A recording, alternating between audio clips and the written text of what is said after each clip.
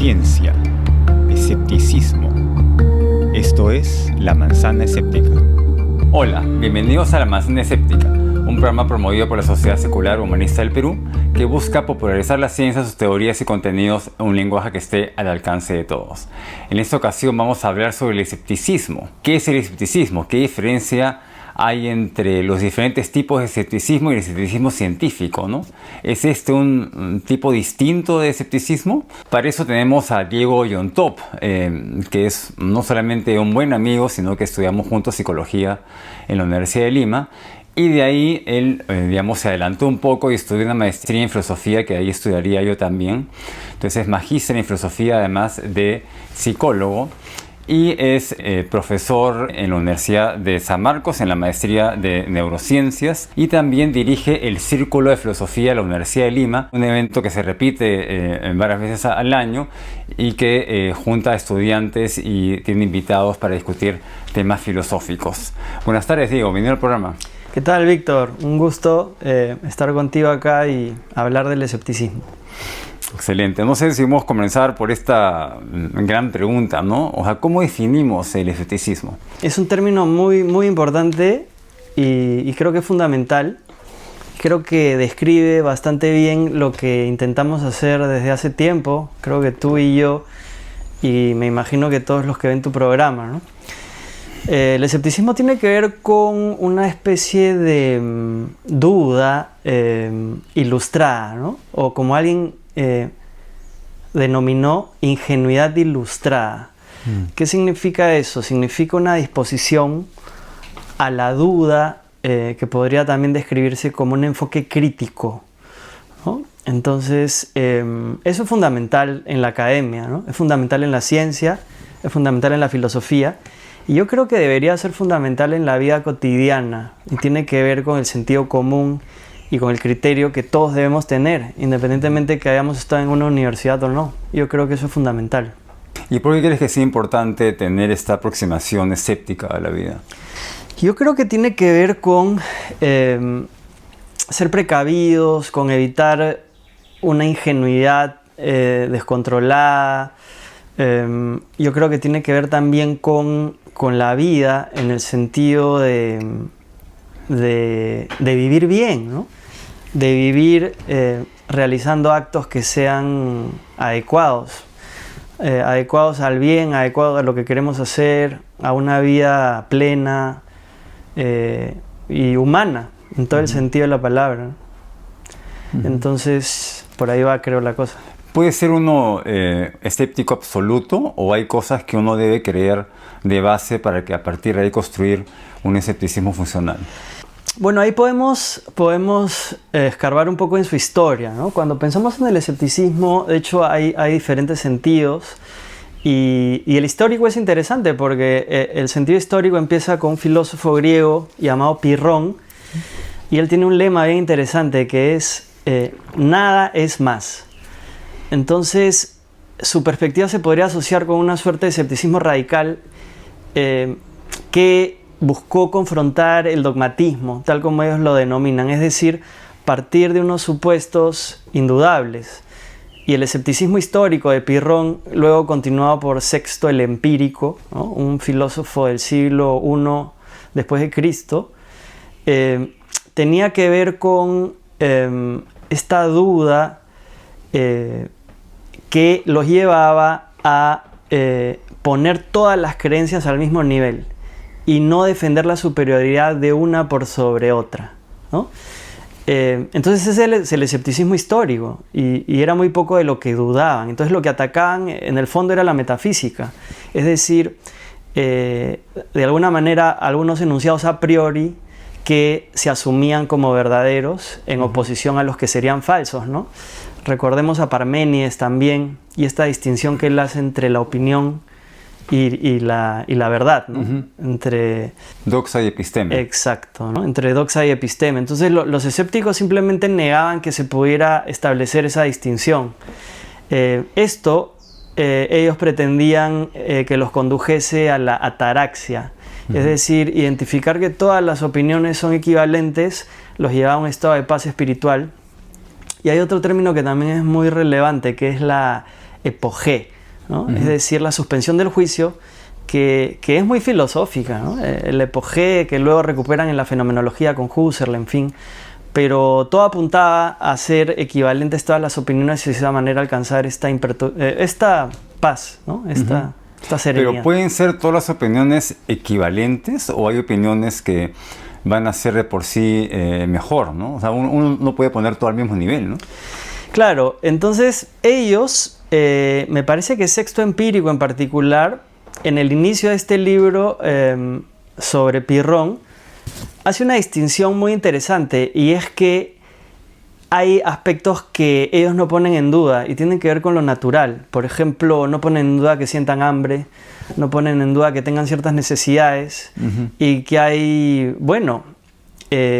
modos de resolver circunstancias que simplemente no se pueden debatir, ¿no? Entonces yo creo que más bien el ataque era hacia la metafísica, es decir, posiciones filosóficas que no dependiesen tanto de lo natural. Pero uno podría en principio poner en duda todo, ¿no? Podemos poner en duda que estamos acá sentados conversando, ¿no?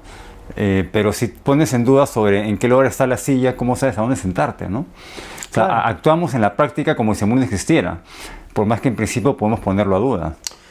Bueno, ahí pues Descartes, sin quererlo, contribuyó mucho al escepticismo que luego devendría en solipsismo, en fin, posiciones que ya son, tal como Sokal y Brigmont en este texto Imposturas intelectuales denominan escepticismo radical, ¿no? Claro. Y dentro de este incluyen al solipsismo, es decir, pensar que uno inventa todo y que vive solo y que todo es una creación mental. Pero ellos mismos, quizás acercándose a un enfoque más pragmático, dudan de que exista un solipsista honesto, es decir, una persona que auténticamente crea que todo es producto de su pensamiento. No saludan a su papá en la mañana, van a trabajar, ¿no? Entonces yo creo que el pragmatismo como una filosofía del conocimiento es interesante, porque al final vincula el conocimiento con la práctica y con la vida. Y también me parece honesto, pues, porque todos vivimos asumiendo la realidad del mundo, ¿no? Claro, pero igual pasa con los escépticos de la ciencia, ¿no? Que van y critican a la ciencia, al método científico, piensan que no es un método confiable para alcanzar la verdad y sin embargo se comunican por internet, toman aviones y confían que vayan a hallar a su destino y van al médico, no van donde un chamán. Claro. Entonces es poco honesto, ¿no? Sí, justamente hace poco me parece que una comisión de terraplanistas fue al Polo Norte, creo que a Groenlandia, o no me No acuerdo. era la Antártida para ver si Antártida, para ¿no? encontrar el borde de la Tierra. Exacto. Claro, porque el modelo terraplanista tiene el polo norte al centro y todo alrededor es el polo sur, ¿no? Y supuestamente muchos piensan que hay una pared, ¿no? Alrededor, digamos, que contiene el agua, si no el agua se chorraría por los costados. No encontraron nada, ¿no? Entonces, se sabe en la historia que el terraplanismo es muy resistente a la evidencia en contra. Pero lo interesante es de dónde proviene, ¿no? Y al parecer proviene de una filosofía del siglo XIX, no me acuerdo cuál autor, que lo que quería era fundamentar el conocimiento en función de la experiencia inmediata. Entonces, atrás de eso hay una filosofía, pero no es una filosofía tan buena, porque la mayoría de nuestro conocimiento no depende de la experiencia inmediata, ¿no? Incluso por la ciencia sabemos que esa experiencia inmediata no es tan inmediata, sino que es un procesamiento cerebral que nosotros asumimos como la realidad, pero es la realidad que nuestro cerebro nos presenta. Entonces yo creo que para evitar ese tipo de radicalismos, me parece que aplica la moderación filosófica de entender que nuestro conocimiento está filtrado por todos nuestros instrumentos de conocimiento biológicos y por nuestras teorías también. Eso no implica dudar del mundo, implica aceptar que tenemos acceso a ese mundo en función de los filtros biológicos, conceptuales, que en el fondo son limitaciones nuestras, pero que también posibilitan el conocimiento, ¿no? Entonces yo creo que de esa manera podemos evitar radicalismos, es decir, un escepticismo radical y un dogmatismo que afirma que la verdad es absoluta y cosas por el estilo. Un punto medio y acorde a los tiempos modernos, donde se sabe que el método científico es útil, ¿no? Y descubre algunas verdades, por lo menos por cómo funciona la tecnología, ¿no? Que es confiable, ¿no? Podemos hablar de un escepticismo científico predominante o por lo menos más útil que otros tipos de escepticismo, como por ejemplo el radical, que han quedado un poco relegados en la historia. O como te digo, yo creo que yo tiendo a representar los niveles del conocimiento en 3 niveles, ¿no? Un nivel que es el básico, el sentido común, el que todo el mundo maneja, otro que es el científico, teórico, y otro metateórico, que es el filosófico. Entonces yo antes de decir que uno se sobrepone sobre el otro, creo que el escepticismo se puede realizar en esos 3 niveles adecuadamente. Entonces habría un escepticismo de sentido común, ese que te obliga, por ejemplo, a dudar de que en una calle de un solo sentido todos respeten ese sentido y te obliga a ver a los 2 lados antes de cruzar. Pero también el científico, que implican teorías, y el filosófico, que implica cuestionarse sobre las teorías, ¿no? ¿Cuál es su sentido? ¿De dónde provienen? Llegó a este punto, uno puede ser escéptico consigo mismo, o sea, puede aplicar el escepticismo a sus propias creencias, o es más fácil ver la paja en el ojo ajeno, digamos. Eso es bien interesante. Yo creo que a fin de cuentas para mí representa el reto del esfuerzo que realizamos, la capacidad de poder cuestionarnos a nosotros mismos. El ejemplo está en Sócrates, con su famosa frase, solo sé que nada sé.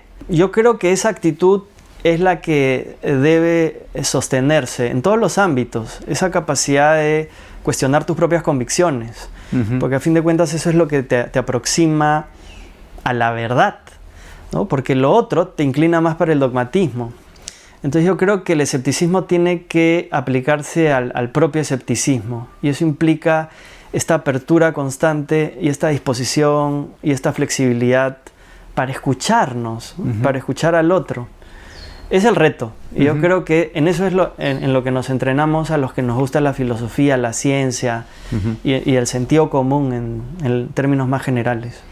Pero el sentido común nos lleva a tantos errores, ¿no? No se podría superar. Claro, es un buen sentido para la supervivencia, ¿no?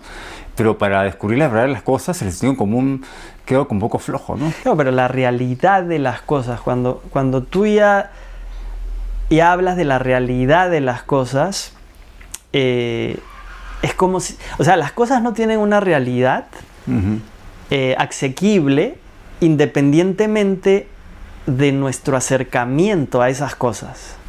Entonces justamente a eso se oponían pues los escépticos primordiales, ¿no? Como Pirrón. Esta idea de que la realidad es algo a lo que podemos acceder. ¿Pero tiene una realidad independiente? ¿O tú crees que la realidad existe porque lo observamos? No, yo pensaría que o sea, la realidad existe independientemente de quién lo observa, pero el acceso que tenemos es la que le da forma, ¿no? Esa discusión que tuvo Kant con Hume a partir del escepticismo originario, porque Hume es el que lleva a Kant a establecer estos a prioris, y que las neurociencias no hacen otra cosa más que ir confirmando cada vez más. Entonces, o sea, de hecho, lo que dicen Sokal y Brigmont es que el solipsismo es irrefutable, pero eso no significa que sea verdadero, ¿no? Es decir, yo no puedo probar que existe la realidad independientemente de mí mismo, pero eso no me puede llevar a pensar que yo hago esa realidad con mi pensamiento, ¿no? Porque tampoco hay evidencia para afirmarlo. Sin embargo, no hay evidencia, es imposible comprobar las cosas independientemente de un sujeto. ¿Cómo haríamos? No se puede. Una computadora podría probar las cosas por sí mismo si llegara a adquirir cierto tipo de conciencia, ¿no? Como si digamos, la última versión de GPT. Necesitaría, pues, instrumentos de acceso. Y el hecho de que ya los tenga implica un filtro. Entonces, yo creo que ese es el terreno sobre el cual descansa cualquier escepticismo razonable. Que no caiga en el dogmatismo de querer afirmar que podemos acceder a una realidad en sí misma, ¿no? El noúmeno del que habla Kant. Es difícil pensarlo.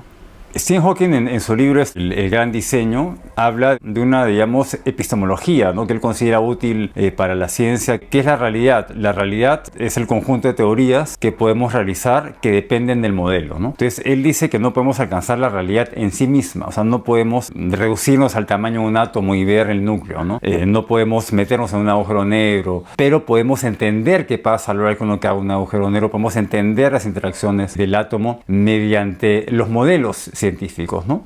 Es como que yo nunca puedo ir, no tengo la posibilidad de ir a China, ¿no? Pero puedo ver videos, puedo ver mapas, puedo leer sobre la historia de la China y puedo saber mucho más de la China que alguien que vive ahí, inclusive, ¿no? Ese es el reto, ¿no? Él dice que la realidad en sí misma es un problema filosófico que nunca se va a poder resolver, pero lo que sí se puede saber, en lo que sí se puede tener confianza es en los modelos que utilizamos, porque esos modelos sí los podemos poner a prueba mediante el método científico y puede ser que aparezcan unos nuevos después, ¿no? Como decía un poco Richard Feynman, ¿no?, que decía que él no tiene ideas absolutas sobre nada, mantiene diferentes grados de confianza sobre diferentes cosas, ¿no? Y ese es un poco el espíritu tal vez que tiene la ciencia, ¿no? Claro que sí, ¿no?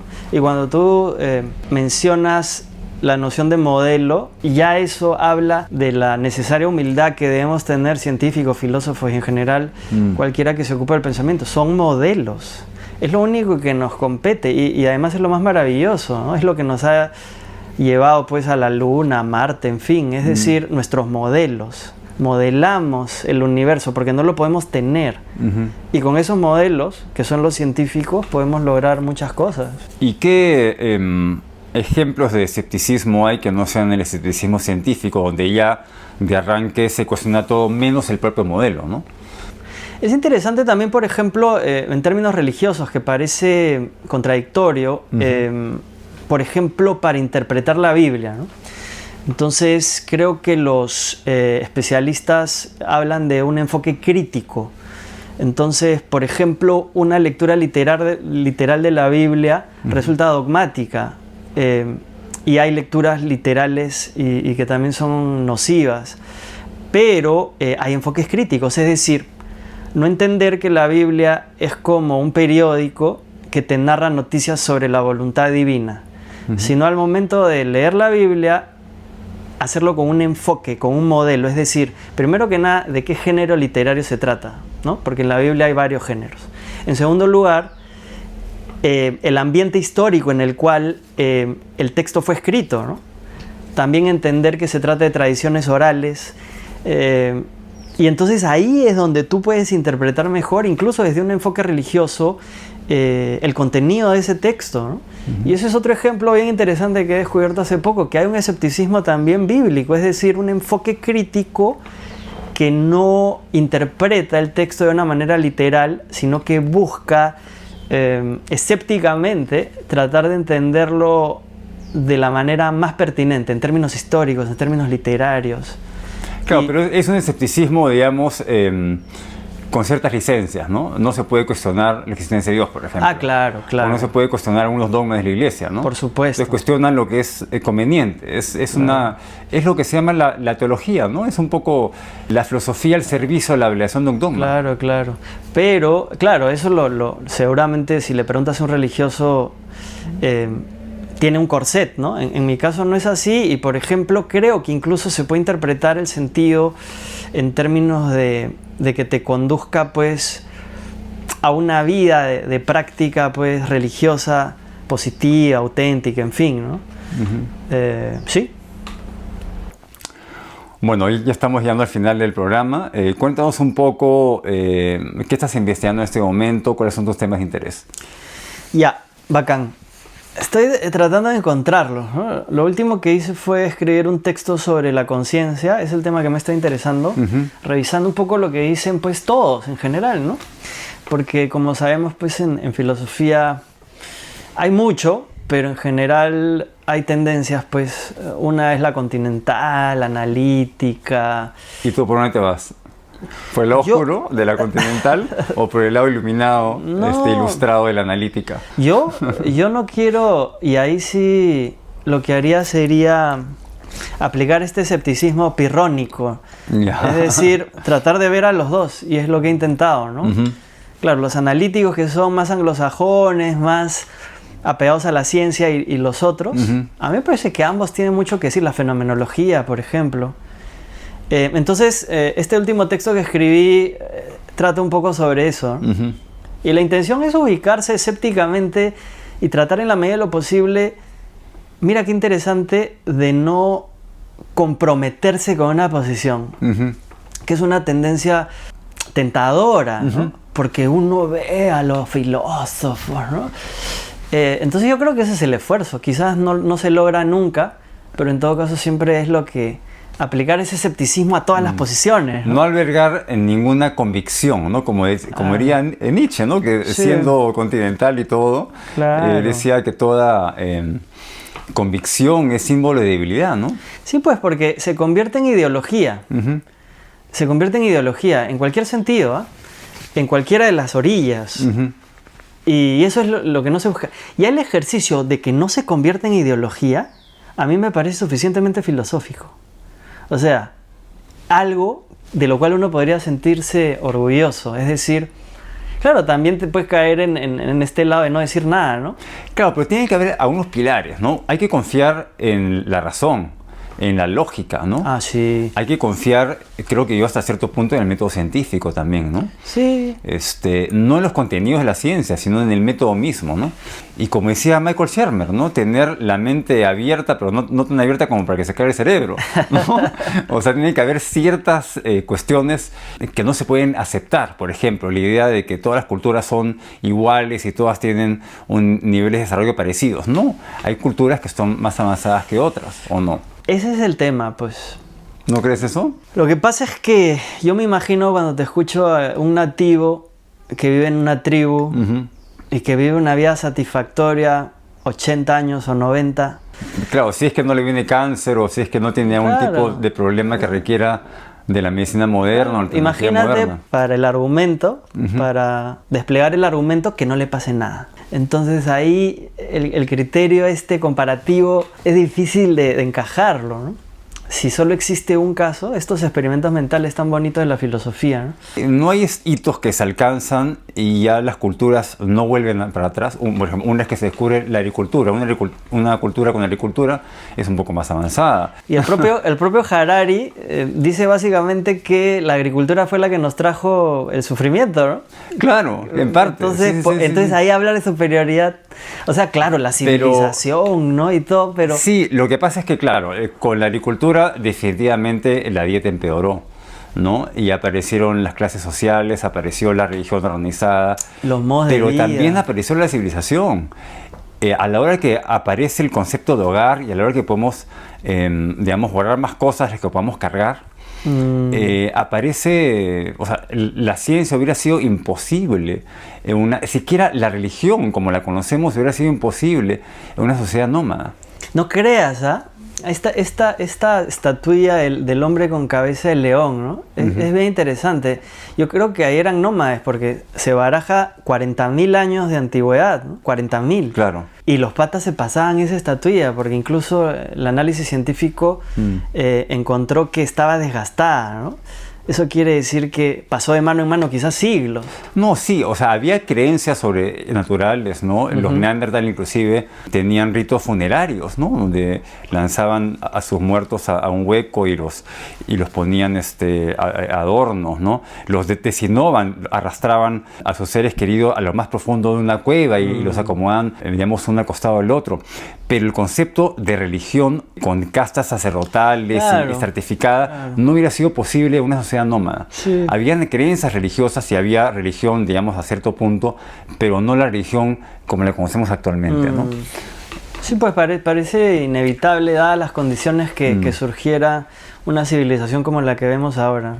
Yo creo que sí es posible emular algunas cosas del mundo paleolítico, pero obviamente no todo, ¿no? Ah, claro. La dieta es una cosa que se puede hacer, el ejercicio, levantarse temprano, el caminar bastante, ¿no? Pero obviamente sin los achaques del mundo paleolítico, que son las enfermedades, los parásitos, las lesiones, los accidentes que uno tenía y uno se moría muy joven solamente por eso, ¿no? Claro. Que la mujer tenga que parir en una cueva, ¿no? Ahora no hay mejor lugar para parir que un hospital. Claro, pero en un enfoque justamente escéptico que busca Y es bien interesante cómo se da esta parte del diálogo, porque, o sea, claro, antes había mucho menos individuos y ahora hay miles de millones, ¿no? Claro. Y tú dices, claro, la civilización con todos sus avances te permite curarte rápido y todo, pero claro, tenemos por el otro lado que quizás morían muchos y otros también vivían, pero en digamos, en un rango menor en términos demográficos. Bueno, por lo menos ahora somos suficientes como para no extinguirnos. En un par de momentos en la historia de la humanidad estábamos a punto de extinguirnos y hubiera sido otro ser el que hubiera ocupado nuestro lugar. Y eso es lo otro que también me hace pensar este proyecto de Elon Musk, ¿no? De llevarnos a otro planeta para que se preserve pues, la especie. ¿Tú no le ves un valor intrínseco a la especie humana? No. No. O sea, yo digo, ¿no? Pienso, o sea, claro, mis nietos, bisnietos, si los tengo, ¿no? Pero ¿qué pasa si cae un meteorito y destruye el planeta? ¿Se acabó el proyecto humano? Se vuelve altamente improbable que justo se destruyan dos planetas al mismo tiempo. Claro, pero si pensamos en Marte y las condiciones en las que vamos a estar ahí, falla una de la cápsula en la que estemos, falla alguito, mueren todos. No hay forma de... Por eso tienen que ir los mejores, pues. Tienen que ir varios, claro. Tienen que ir los mejores. Sí, pues. Excelente. Bueno, muchas gracias por venir a La Manzana. Ha sido un placer tenerte acá. Sigan a Diego en sus redes. Intenten seguir su carrera, que es muy interesante. Tiene una formación de psicólogo y filósofo, que no es algo tan común que digamos. Y bueno, espero que les haya gustado el programa. Espero poder hacer más entrevistas pronto. Sé que he estado desactivado un tiempo. Y no se olviden de darle like al video y seguirnos en las redes. Chao. Nos vemos.